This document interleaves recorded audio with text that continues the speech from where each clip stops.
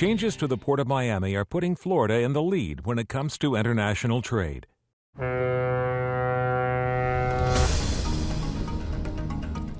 Ships from South America, Central America, and the Caribbean all stop here at the Port of Miami.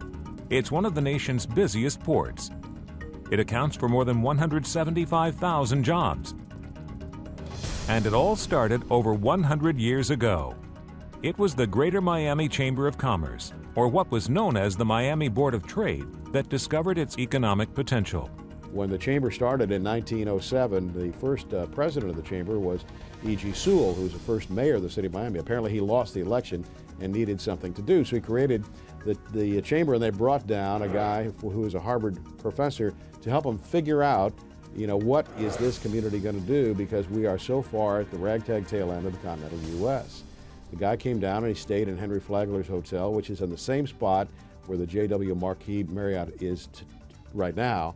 And he said, look, I didn't have to come down here and tell you this, but I've never been to Miami before, so I took you up on the trip. But he says the reality is that your answer to all your problems is geography. He was right. The port now rakes in $18 billion a year. And now there's even more excitement surrounding Port Miami. The U.S. Army Corps of Engineers is deepening the channel from 40 to 50 feet. It's kind of an irony, because 105 years ago the chamber was established, and 105 years ago we were looking at dredging that port and developing that port, and here we are 105 years later looking at making it more business friendly, more user friendly. Geographically, we're poised at the front door for North America, so it's the first stop when you come out of Panama and head north. The timing couldn't be more perfect. Dredging will be completed at the same time as the expanded Panama Canal opens. The fact the port is expanding and doing infrastructure projects is to make sure that they generate interest among the exporters, since the port now has better facilities, more expedient delivery of those products, and a lot more vessels going from that port to other countries. This is going to be a tremendous job creator, an industry creator, industry expansion. The port's 50 feet will not only allow more cargo, but make transportation much faster. In addition, an extended railway will be built to connect with the East Coast.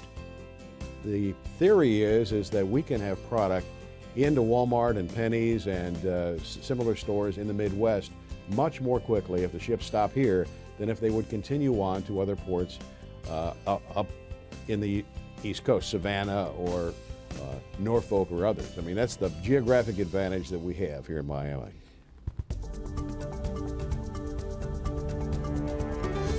The Port of Miami is just one of the goals of the Greater Miami Chamber of Commerce. The Chamber has been working on this for at least 5 years to get the money for the expansion, and we have gotten those dollars, but it has been a lot of work and it has been over 5 years, and we continue to need more money to finish the projects. The organization is excited about the future state of the city's economy. The ability for us to have the synergy of having a rich and thriving Port Miami along with a world-class airport is just custom-made for growth of international trade. Miami may be known as the gateway to the Americas, and now it's building a new dynamic financial engine that will open that gateway even wider.